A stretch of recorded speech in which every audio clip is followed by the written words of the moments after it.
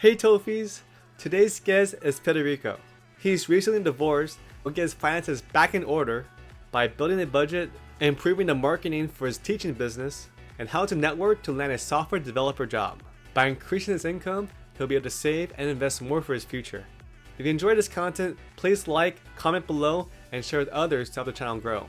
Thanks for watching. I'm Topher, and this is Financial Fit. Let's start with would you rather. So would you rather have $1 million one time or 5,000 each month for the rest of your life? 5,000 each month, because that's gonna be something I'll always have, and I can make that increase if I invest properly.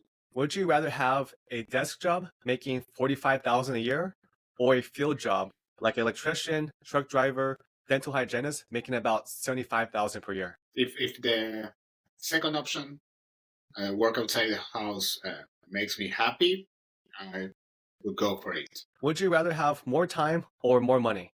More money right now, because I've been working part-time for several years, and I'm looking for a full-time position. And I've had a lot of time in my hands.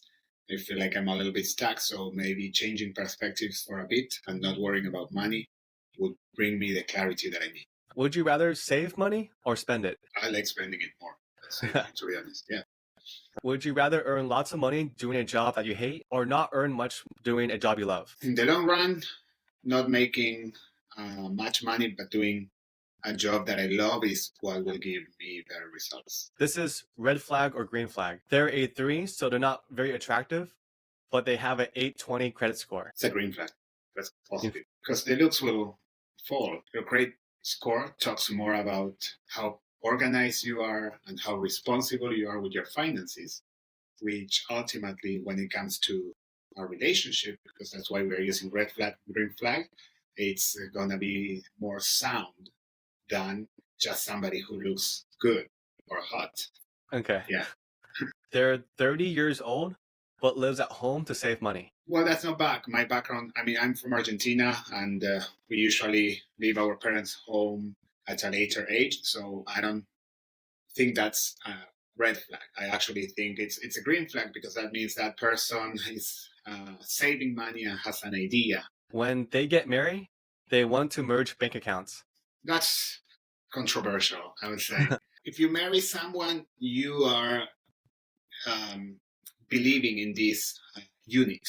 So it's tough, but I don't think it's necessarily a red flag. If you are in love, if you want to be with that person, you can have both, though. You can have some joint account and also some separate money, or you can have a clear understanding, a prenup. There are resources. Overall, I don't think it's necessarily a red flag. I think it could be, it's not a green flag either. They make 100,000 per year, but spend all of it. That's not good. That's red flag for sure. Yeah. Okay. How much do you think they should spend and save? Like what percentage? I would say a minimum of a 10%, between 10 and 20. To save? Okay. Yeah, depending on the total you're making. But they work 20 hours a week, but make 40,000 per year. Well, it also depends on what do they do with the extra time, with the time they are not working. Again, I don't think it's necessarily a red flag, but it's not a green flag either, because even though we will be working together, if they make 40 and they make 40, still 80, I don't think it's good enough to support two. How was money discussed in your household growing up? I don't think it had been discussed in the extent that it would have helped me. It wasn't a discussion that my parents always wanted us to be part of. And so until later in time, we didn't get enough education on finances. Resources were limited too, and I know that they did that kind of so we wouldn't worry, and to protect us. I do believe that was there was good intentions on their behalf, with not communicating it. But still, now that I understand more, I think that this topic should still be open and discussed with the whole family, because it will help the whole family make better decisions. My name is Federico. I am 37 years old. I'm originally from Argentina, but I moved to the United States 4 years ago now, where I live now in North Hollywood. An estimate of $1,000 a year, and that's coming mainly from my teaching business. I teach remotely. I've been teaching for 17 years now in Argentina. I opened 2 schools of English as a second language, and as a business owner, I had the opportunity to start traveling and even make investments. I was doing pretty well in Argentina, which is not doing so well in general. And that gave me the opportunity to travel outside of my country, talk to other people, and realize that even though I was a business owner and I had a school with more than 150 students back then, and I was responsible not only for the school, but also for a staff of 6 to 8 people, I wasn't making as much money as I could potentially make somewhere else. In a way, planted a seed, and I realized that my work and would be appreciated, or at least financially appreciated, in a different setting. I think I tried very hard to figure it out in a way and have a nice work-life balance in Argentina, but it's very hard when you are in such weak economy. So I moved to the States, and a new adventure started, a new, let's say, stage in my life. And even though I worked in a public school in New York, besides the teaching that I've always been doing, I've never felt till today that I have been in a stable position. I'm always looking for extra ways in which I can make money, pretty much because even though I continue teaching and because of my experience, I feel like I'm a good teacher, I can only work part-time with what I'm doing. It's very hard for me to find enough students to turn this into a full-time position. So I decided to go back to school. Well, not actually school, but I have just finished a coding bootcamp. I've always had an interest in software engineer, but unfortunately, this is not a good time for working in tech. There are not many opportunities for entry-level people. So this transition from being a teacher and independent to working in tech may take more than I had anticipated. And I need to have a good time in all the sense of that expression, while I can finally start working in tech. So I'm still working part-time as a teacher. I am looking for other part-time opportunities, but at the same time, I want to continue having time to study and improve my developing skills for when that opportunity comes. Awesome. Thanks for sharing all of that. Absolutely. And in terms of teaching, so it sounds like if you had more students, you would want to stick with that. But in tech, maybe there's more opportunities and more stability potentially. That's why you want to make the switch. Yeah, in Argentina, I was teaching English as a second language, and outside of the US, in countries where English is not the main language, I would say it's easier for people to understand that that's something that they have to do. Therefore, when I started my school, I was thinking about a place where parents would take their kids not only for a year or even 2, but this goes alongside with school. School does not provide a good education when it comes to foreign languages. So therefore, if I would make things well with a kid that is 6 years old, I would probably have that family in my school for the next 10 or even 12 years, all through primary school and high school. We do not have middle school in Argentina, but still 12 years of education, and that was a good business model. Unfortunately, I tried to do something similar, but switching from English to Spanish, but I haven't been able to find people who commit to my programs. I've changed things and I've been a business owner for a while, but after trying so hard and also talking to others again and realizing that some other people will just do their job, and once their job is done, they will forget about any other responsibility because they are outside of the office. I thought, well, maybe I can do that at least for a while, because I'm honestly tired of trying to sell my Spanish programs, trying to convince students that they have to sign up once a program ends for the next one, and trying to make people understand that even after having studied a language for 2 years, that doesn't mean that you will be fluent. I've studied English for so long. I still have a very strong accent. I learn words every day. I make mistakes. It takes time. Uh, and actually that's what I want. I want the stability of either having a big enough group of students that will have me focused only in one thing, teaching, or that can potentially also be working in a school. Unfortunately, in California, I cannot work in schools because I need to be licensed. So when that moment came, it was either going back to school to becoming a certified teacher, something I've done for more than 15 years, or learning something new.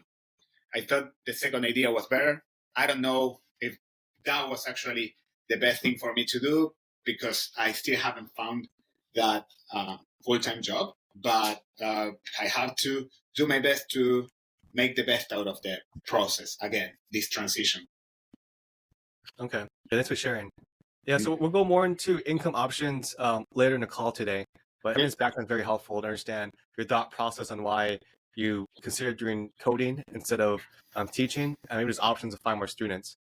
Right now, with your teaching program, uh, do you have different levels? Maybe like level 1 is a year and level 2 is a year, or is it something where like they need to be on your program for like many years? Like how? So the way it spans out is the following. In Argentina, I work monthly on yearly programs, but most of my students are in school, whether it's primary, even kindergartners, right? So what parents would do pretty much is that they come to our school and we have their kids from the same week starts, from the same week school starts, public school start, right till the end of the school year. So they pay monthly, but they are aware of the fact that each level is going to take a year. And when they come, we try to pair their age to the level so they get to a competitive level by the end of high school. The sooner they start studying with us, the better. That I still own that business, and that business is going well, but that's Argentinian money, and Argentinian money by the end of the year, even by the end of the month, like what I can make in Argentina, what would be good in Argentina, will be a fraction of what I need here when you do the conversion. What I realized here is that if I did month to month, some people would take studying with me as a gym membership. You know what? This month I'm very busy. I'm not going to do it. Let's start again next month. I realized that wasn't working for me, but people were not ready to make a bigger or longer commitment. So what I did, instead of having them or talking about studying with me for a year, is I broke down what I consider a year program in 3 different levels. So we have level 1, elementary, level 1, level 2, level 3, or part 1, part 2, part 3. Each of these parts is 3 months long. And when a student wants to a 3 months program. So therefore, when they do the first 3 programs, they will finish the first level. I have 4 levels.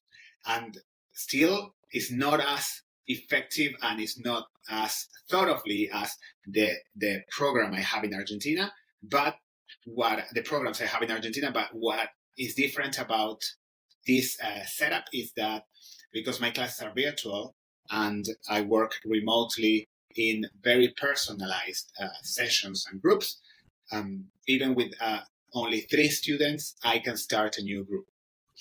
I also offer individual sessions, but in most of the cases, except the student has a very specific goal they want to meet, the individual sessions turn out to be expensive for most of them, and I understand it, but at the same time, it's an hour that I will be working just with one student. I need to make that time worth.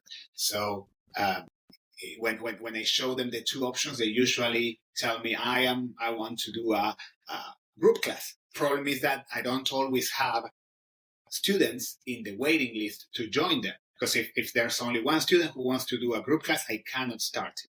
Sometimes I will give them an opportunity and maybe think about maybe two students that I can give half a scholarship to.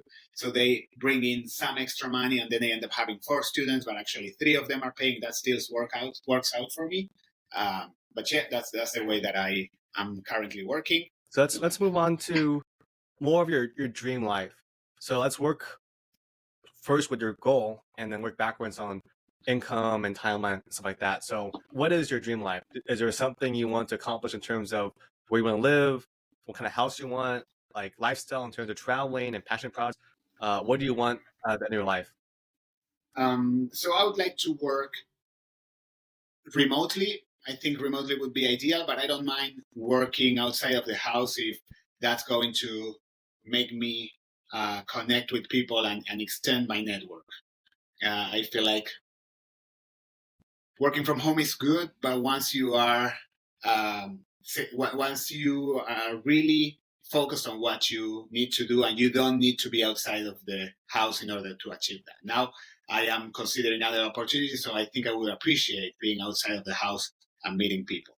But ideally, I would like to work between 4 and 6 hours a day, and then have time for myself, for my family, or even studying something new. Because if I would be working for 4 to 6 hours a day now, safe, I would have the stability of knowing that I'm making the money that I need, and then I would be able to study stress free, which has been challenging, because since I am not making the money that I would like to make, and I'm not working as much as I would like to be working, then every time that I'm studying, there's always these intrusive thoughts in the back of my head, because I could potentially be working, or I have to take a break from studying and open a Craigslist to find odd jobs because I need that extra money. I would like that to be outside of the picture. If I'm going to do whatever, whether it's an event or some modeling, it would be just because I want to have fun doing that, and not because I need the money, because that has also been a little bit detrimental to my self-esteem. So in my ideal life, I will have salary that will cover my expenses, and that will also include some saving. And then I would also have free time, because with that free time and without having pressure, I would come up with ideas to make extra money. Maybe at some point in time, the extra time, the time I have off, will be invested in my side project. But again, that will be the money that I'm reinvesting is coming from my extra project, my side gig, and then I am always safe with my salary. Okay. From my main job. What about a step above that? So say you already have a salary and stability. Yeah. What do you want next? Like, do you care to have a house? Do you want to have children? Do you have any expensive hobbies like traveling or stuff like that? So I'm trying to figure out how much money you need, and we work backwards on what salary you need to, and how much you need to save. So I'm currently living. Let's say I'm not making enough money, because I think I need 60 to be just okay. I think 80K a year would be acceptable, and 100 and over would be good for myself, being single. If I start a family, I'm thinking about 120, 140K per year, because of course expenses would be higher. I do want to have a house, and if I am in a position where I have a salary from my main job and I also have time off, I'm pretty sure I will be investing that time in a side project, and maybe that side project can grow. I would take the risk of leaving my salary job. Because that's what I did, or that's what I have already done. I went into bankrupt twice in Argentina, but I opened 3 schools. 2 of them I ended up selling, and those businesses made money for me, even when I wasn't working with them anymore. and I'm still getting money from my Mm. my school, the one that I founded and I still own. But unfortunately, it's like I was able to figure things out in a different country. This is not the same country, and the economy is not the same. So it was kind of a reset for me. But eventually, yeah, eventually I don't know how much will I be able to work for someone. If that is also a question, like in the long run, I feel like I need stability now, and I feel like the pressure is too much for me right now to be an entrepreneur. But this is also in my genes, so I will eventually start doing it again. Housing, assuming you want to stay in LA or a bigger city, house is around 700, 1 million. And then you probably take a loan on that. And when you pay off the loan, you almost pay double the price for the house. So roughly 1.5 or $2 million. And then each children if you plan to have, it's around a quarter million to raise a kid. LA maybe it's a bit more expensive. Other areas maybe it's a bit cheaper, but on average it's around that. So say you want to have 2 kids, that's about $500,000. And then travel or other hobbies or projects that might be 10 to 20,000 a year. So we'll how I want to break this down is kind of seeing how much you're gonna make one time to start paying off the house, having cars or a child, and then having income in the future where it's a bit more passive, not as much time on your hands for taxes, insurance, food, traveling, and hobbies. So there's two different things we're going to calculate at the end of today. But right now, it sounds like you need to make maybe 1 to 2 million just for the house and the children, and then once you do your budget together, that might be between 40 to 60,000 a year, semi-passively. So some kind of investment, whether it's real estate, business, or the stock market, and calculate how much you need invested to produce that income. So let's shift gears and go into expenses. So, I just have a few questions, and then we'll kind of see, if there's anywhere to cut down or your lifestyle. So I see that you have a lot of Uber and Lyft's expenses. So do you have a car, or do you usually use that? I do not have a car. Okay. Thinking about buying one though. Okay. Because I'm in LA. And you know how I'm impressed I've been able to be here for a year without buying one. But at the same time, because of my current situation, I didn't want to run into a risk of starting to pay a car and having a car financed without knowing that I have a better income than the one I currently have. About it being too much of a risk, and now applying to a position, and if that turns out, I will need a car for that, but at the same time, that will bring in the money that will end up being used in the payments for the car. Okay. Okay. So I think the car thing we can plan. In terms of shopping, groceries, eating out, you have a good amount of that. It's a little bit on the higher side. I also see you go to shows or concerts, so that's also a little high. So that's something that's kind of revisit, and I'll give you some templates to kind of fill out and understand where your money's going. Because what I really want us to do is get to the point where you're saving and investing, and spending the money from your investments. That's the end goal. So building that nest egg. So I saw that you pay for Zoom and LinkedIn. So is a Zoom payment because you need it for your students? Oh yeah, I teach using Zoom. Okay. Have you considered other options? Like I know on Google Hangouts, it's a free Google call. Have you tried that before? I've tried that, but not in the classroom setting. And they use share screen and the annotation tools, and I don't know if Google has those. I'll need to try them. Okay. Yeah, I would say try that. I've used Google Zoom. There's different other products using this software right now. But just I mean the Zoom right now it looks like you pay maybe 1 to 200 a year. It's not a huge expense, but that's something maybe you can just look into and see if the free option for Google covers that. And then for LinkedIn, you also pay. So is that to find students or to apply for jobs or? Well, so I started paying for that, I would say 3-4 months ago. and I hadn't used it before, and I'm not actually using it a lot right now. That's something that I could take out change because Okay. I decided to give it a try, but again, I haven't been lucky with my job hunting. And so maybe there's a couple of things you can cut down here, and then just eating out and groceries and shopping. Just to review that, I think from all of this, you could probably cut down a couple hundred each month. It's just something you gotta prioritize and see that's you put the effort in for that. I also saw there's a handful of expenses. I'm not sure. It's like something for London.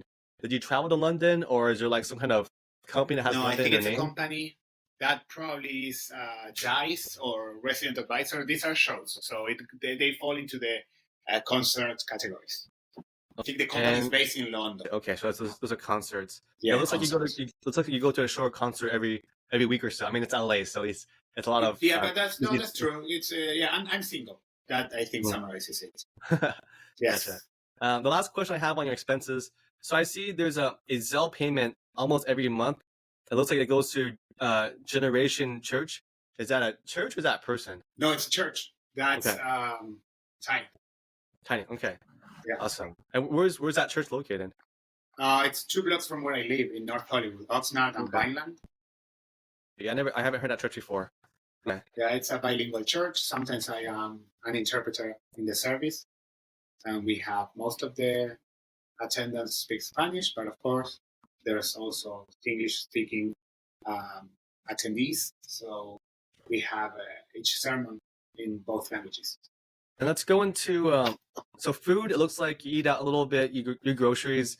It looks like maybe 300 to 400 a month. Do you have any loans? I do have a loan that I'm paying for school, and probably will go on for the next 2 years, and that's 680, 700 average. And the schooling, is this that was a boot camp. They call it the software engineer boot camp. Yeah. Okay. Okay, so they give you a loan. How much is a loan total? I think it was like 14K total. They paid for my full tuition, and then I pay them no interest for 3 years. And I have already paid for, I don't want to say a year, but probably 9 or 10 installments. I mean, we'll explore that too. I mean, that's a big financial investment. What's your rent right now? 1K just for rent, maybe 200 extra for services. Let me go into some of these templates I have, and I'll share this with you. I have this curriculum. This is what I give, family, friends, people at my church, and basically I call it the 15 levels to financial freedom. You can work through it at your own pace, and there's different levels and steps for it. But today, I just want to focus on 2 of the levels. One is budget, and the second one is net worth. So you can kind of see the steps later on. But essentially, right now, it seems like your income's around 50K, and your taxes, you pay maybe around 10,000 in taxes. So your true net income is maybe around 40,000. Do you have either a 401k, HSA, anything like that? In the last year, I didn't put anything because that was when we broke up. But before that, I think I put like 18K. You don't have any credit card debt, so that's very good. Yeah, no. And you don't have any car loan. But you do have the boot camp. Yeah. Coding. 700 monthly. Okay, so it's about 8,000 each year. You don't have a car, but you might get one. Yeah. And then rent right now is about 1,000. Sure. Is that including utilities, or utilities is maybe $100 more? 1,200 including everything. And then do you invest any money? Do you have like a brokerage account, a Roth IRA? No, not right now. Okay, so take that out for now. Okay, so for donations, tithing, it looks like you put a few hundred each month. So we put 200 for now. I can update this later. We're just doing a rough calculation right now. Yeah. For food and groceries, you're looking at, it looks like around 400, but you can tweak that. Spending and going out, I think you spend maybe a few hundred each month. And then this Uber transportation, you're about 200 a month. 200 a month, yeah. Yeah. So this is roughly what you look like right now. So you can tweak it later, but you might have a few thousand left over. And of course, if you increase your income, so you go from 50K to maybe 60 or 70, that number will go up. And what I want you to focus on is this green section here. This is having an emergency fund and then investing your money either in the stock market or something else. For you, it's a little bit different because you do have a business. But like same for me with my businesses, I try to still save and invest and diversify. So not just have all of my income from a business and dividends from business, but also the stock market as well. You should review your budget, make sure this looks more accurate. There's also, I have this tab called the flexible spending tracker. So here's where you can export all your expenses, your credit card statements, and then categorize all of them. So whether it's going out and spending for fun, transportation, food, you categorize everything and then find an average for the month. And then from there, you can have a more accurate representation of how much you spend, and then it can budget based on that. Right now, the main thing I would say is if you can cut down the flexible spending a little bit, whether it's eating out a little bit less and doing groceries. I think also if you go out a little bit less, you have less Uber and Lyfts. Yeah, sure. I understand, life, you want to have fun and balance. So just figuring out what you can do. But I would say at least put some money into investing, not just saving. So I recommend, and I'll send you more links on this, but open up a Roth IRA. IRA stands for Individual Retirement Account. And this is something that will just grow over time. There's some tax advantages with it. And this will help you prepare for retirement in the future, and then also just invest in the stock market in general. The reason I say this is because some markets are going up, some are a little bit down, but overall this will help you save and invest for your future versus just working and what Americans call the rat race. You're just on a rat race forever. So if you stay what you're doing right now, eventually you pay off the boot camp and you have more money to save. But based on your current budget, your net worth is only going up maybe $2,000 to $3,000 a year. And net worth is not the final metric to figure out if you retire and chill and relax in your life, but it kind of shows the progression in that direction. So let me just note the example here. So basically, this is showing each year your accounts changing based on the investments and then also the growth. So for example, for you, I'm going to take these loans out for now. This could make a simpler demonstration. Let's say right now, say you put in $3,000 each year to the stock market, and you put into a IRA. Say you have $10,000 there right now, and you put $3,000 each year into this. Your net worth will go up in 10, 20 years. It'll be in the hundred thousands and then $250,000, but you won't hit $1 million because you got to put more money invested. So if you're able to put the most you can put into IRA is 6,500. But say you put 10,000. That's the maximum amount you're allowed to invest in IRA. Yeah, each year you can put up to 6,500. Okay. 1,000. Yeah, and then get the stock for 10,000, and you just let that grow. It's around 7% for the stock market right now. Then you can see that you become a millionaire in about 20 years or so. And the point for this is that it's good if your business is doing well. It's good if you have side money coming in, but you really need your money to work for you, or else you can't get out of the rat race. Yeah. You're always just trying to make more money. So investing into like a low cost index fund. I'll say more details later, but that's kind of what needs to happen. This is very useful. Yeah, you can grow your net worth, and this money, once you have more, then you can buy a house, you can have other side projects, but you can see that you can change these years here. But in 2030, you're making about 10, 20, 30. You're making about 30,000, almost semi-passively. Yeah. In like 7 years, if you're able to do this, and that's a lot of money. 30,000 a year, like doing nothing. You're just letting the stock market grow. Of course, there's ups and downs, but historically, it's around 7%. So the point of this is just to show that we need to start investing, looking at how you can cut costs a little bit. But the main thing is, I think, is increasing your income. So before we go into more income discussion, do you have any questions on this? This is very useful, very valuable. I appreciate that and the time you're investing. I am in a transition stage. I had my business and my life in a way kind of figured it out back home in Argentina. I came to the States because I met the person who then became my wife. But unfortunately, things didn't work out. She has a nice career. She has a very nice lifestyle. And that's because of her studying and her hard work. And when we broke up, I had to start figuring things out on my own.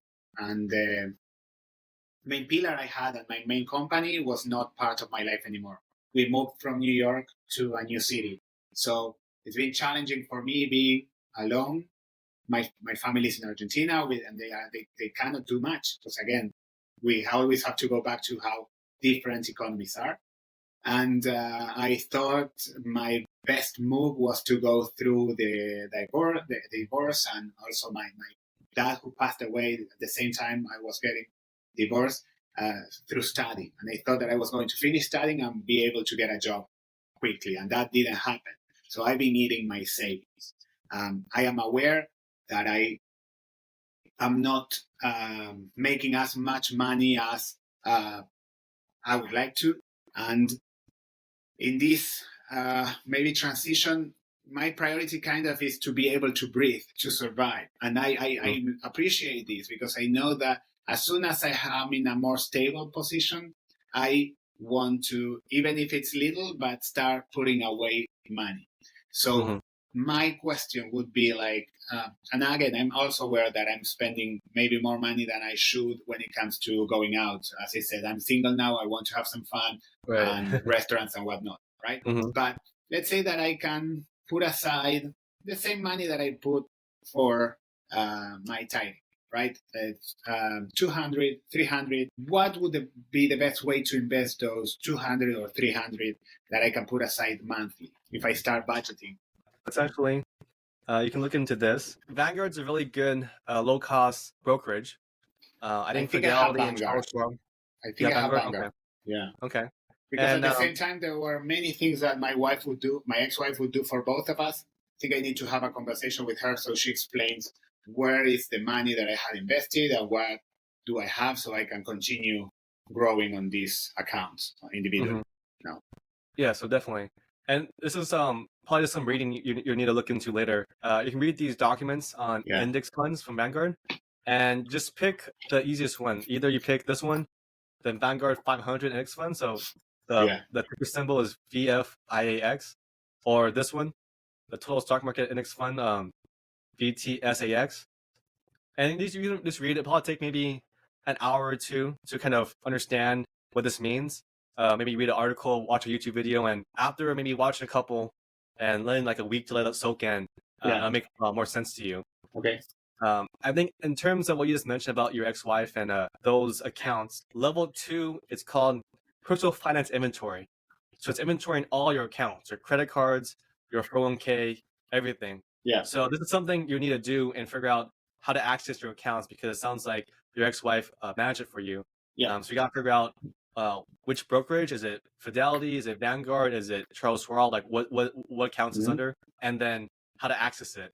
Okay. So you should have your own password and get into it. And if there's an issue with that, hopefully she can help you. Or no, we are good terms, and she'll definitely give me access to all of my accounts. Yeah. Okay. Yeah. So then this would be the second level into financial freedom. So this figuring out where all your money is located. Okay.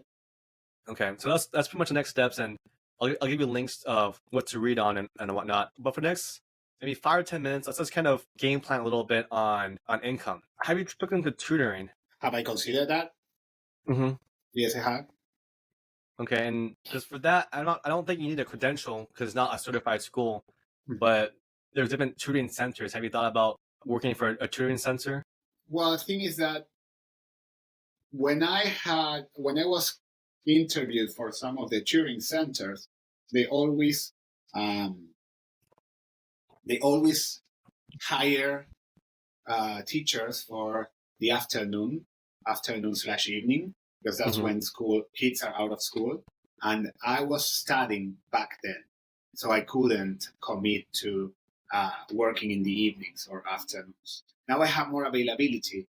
I could look into these options again, but they would pay half or even less of what I can charge when I'm working individually. Okay.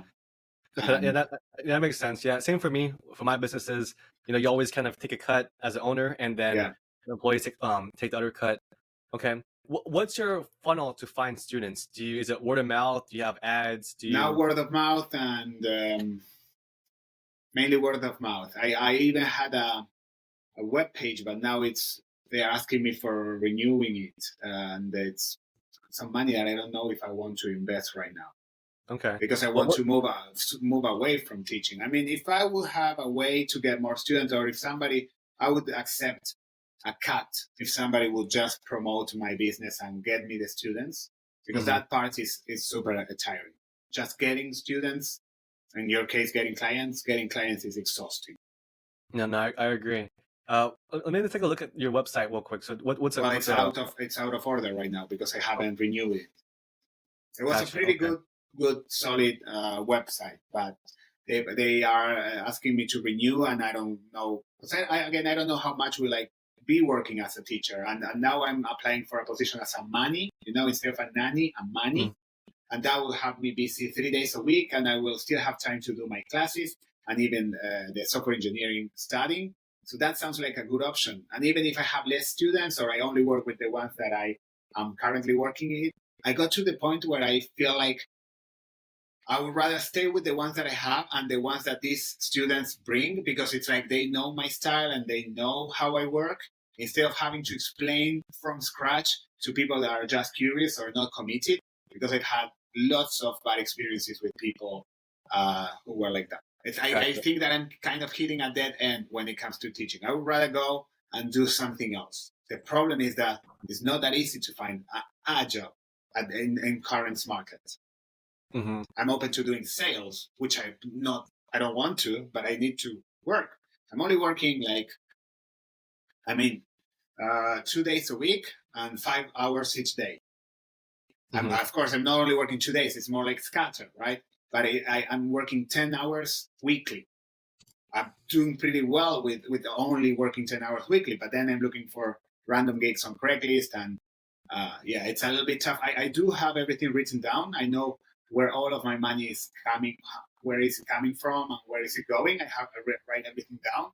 But like last month, I did a gig building bicycles for people who were going to Berlin. I was assembling bikes, right? That's an odd job, but I make like 1K in 2 days. And I'm always looking for opportunities, hustling. Okay. Yeah, no, I think hustling, is important. Maybe if you got a car, then you can drive and Makes you can more steady. Yeah, you can drive when you have free time, and you can even when you're driving, you can pitch yourself for your teaching business too. Yeah. But the two things I recommend right now is this: spend a little bit of time and look into Google Domains website builder. Basically, find a new domain. It sounds like whoever you hired owns the domain and the website, so you can look into this and basically just pick a buy a domain, and then Google has a free web builder within it, and it's very easy to use. You don't need to do a bunch of special coding and stuff like that. Later on, you can hire someone to help improve the functionality, but this is all free. And then when you go into Google Domain, you can also look for a domain. So say it's English. Let's just see if that's a domain's free or not. Because you're from Argentina, maybe you can find a domain that has this. Okay, so look, so argentinaenglish.com is available, $12 a year. Maybe you just want, so you can play around with this. Maybe there's a domain that you like. Maybe it's Federico. I did have my own domain. I had profede.org, right? Okay. I couldn't make it work. Like, even though I had my domain, and some people would be like, do you have a website? Yeah, I do have a website. I can also invite you to have one class with me. You want to see my webpage? Here's my webpage. It didn't make a difference. I must have been doing something wrong. And I honestly hit a wall. With the free time you have, I would look into this, get your domain, watch a couple YouTube videos on how to design a website, and then I think it'd be very important to have testimonials of your students.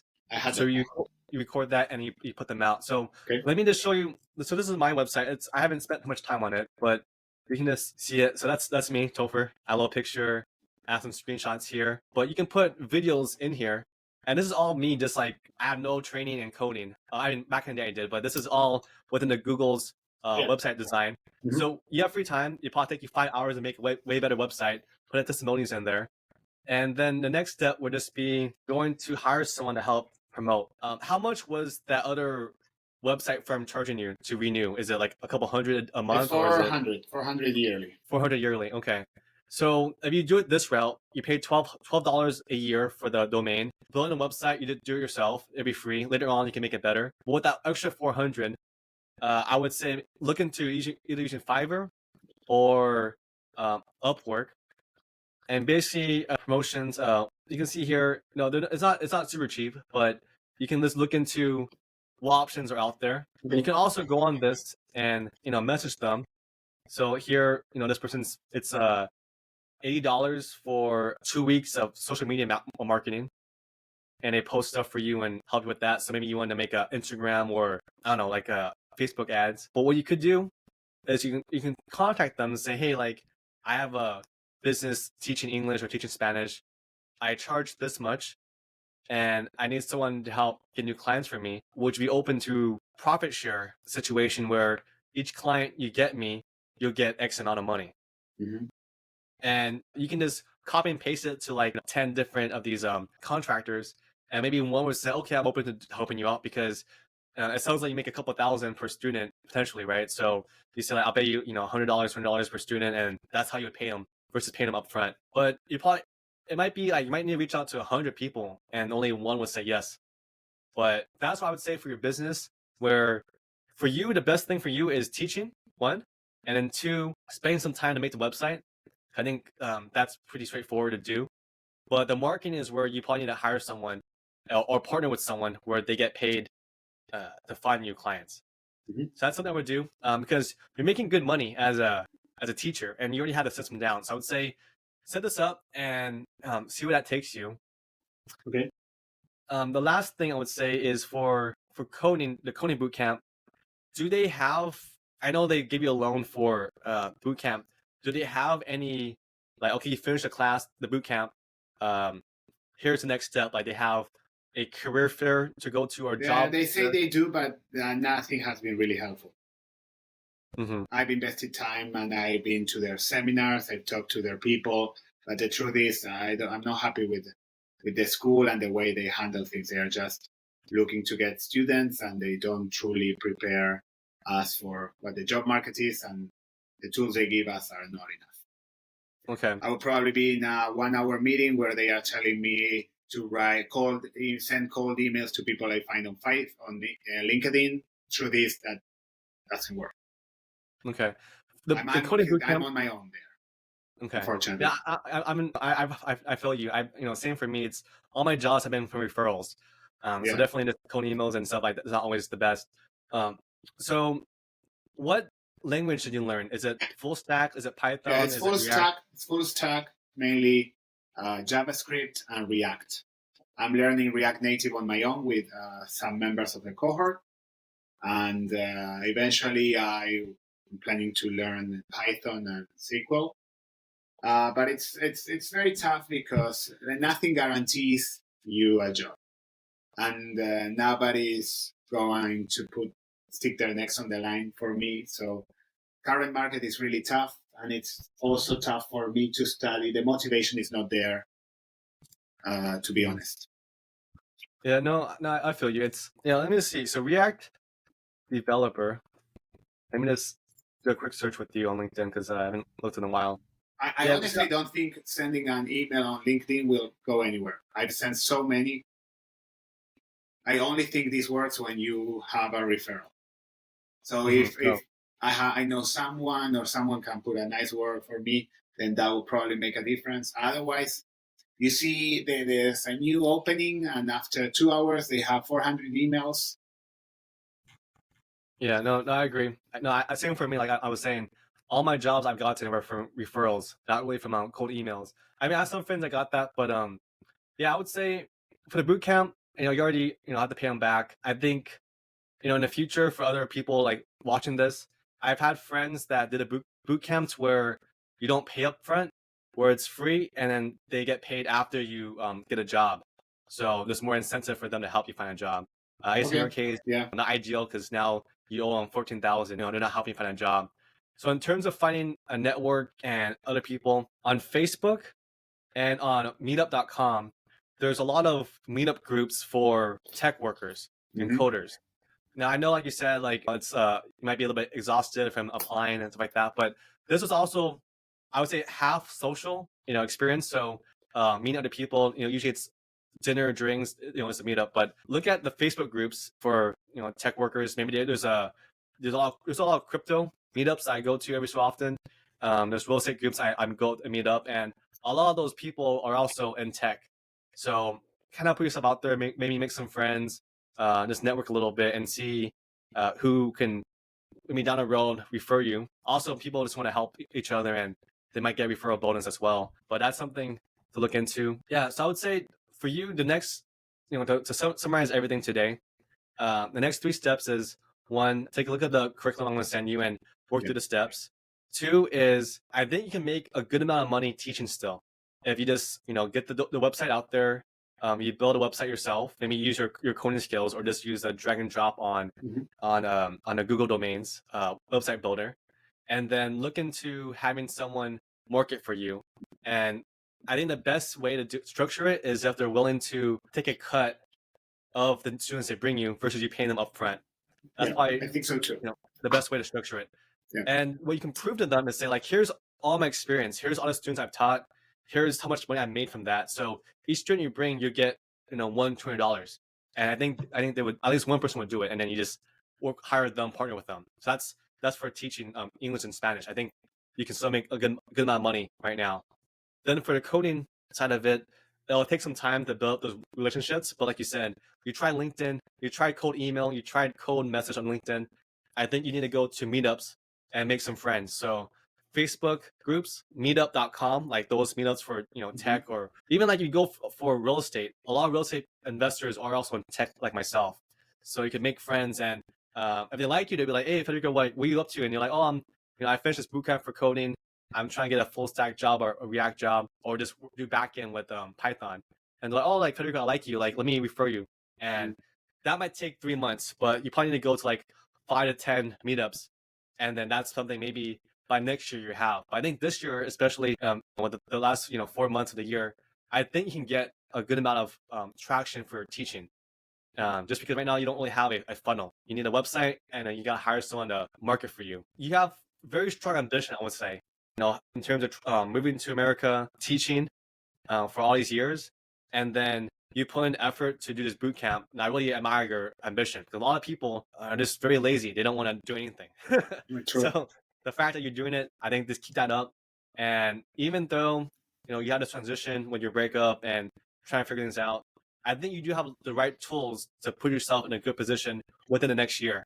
It just you have a lot of free time. Just kind of make a schedule to knock things out. And I really look forward to seeing your progress with coding and with your classes and what other passion projects you do. So it was great talking to you, Federico. Here's the next steps that Federico should take. First, take some time for himself after the divorce. Go out, have fun, explore, make some new friends, and take care of his health, mentally, exercising, and eating healthy. Then he should review his flexible spending and update his budget. There's a few things he can cut from his budget to save a few hundred each month. Next is to increase his income. There's a lot of low-hanging fruit to build a marketing funnel for his teaching business. He can spend a day building a simple website and then hire someone to market his business. To reduce upfront costs, I would negotiate paying nothing or very little upfront in exchange for each lead or student that he gets. Now, this is not going to be easy, but there's a few things he can do. 1 is build a relationship with a marketer. 2, show his income and bank statements to show how much money he's bringing in for a student. Worst case, you can spend a few $100s on a few marketers and just see what happens.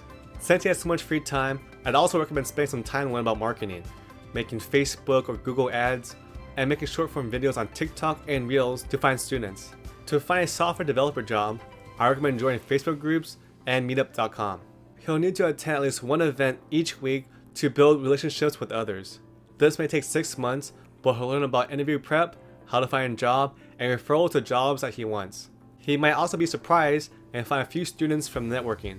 Lastly, with the divorce transition and finding a new life for himself, I recommend writing down a routine that he wants. Break down what you plan to do each day at what hour, and create time slots for all the tasks that we discussed. If Federico spends a week on a 15 levels 2 Financial Freedom curriculum, he can be around level 5. And after getting his ducks in order, he'll get to at least level 10 within a year. Thanks for watching, If you enjoyed this content, please like, comment below, and share with others to help the channel grow. Also, click the link below to download the 15-level 2 Financial Freedom curriculum or apply to be on Financial Fit. I'm Topher, and this is Financial Fit.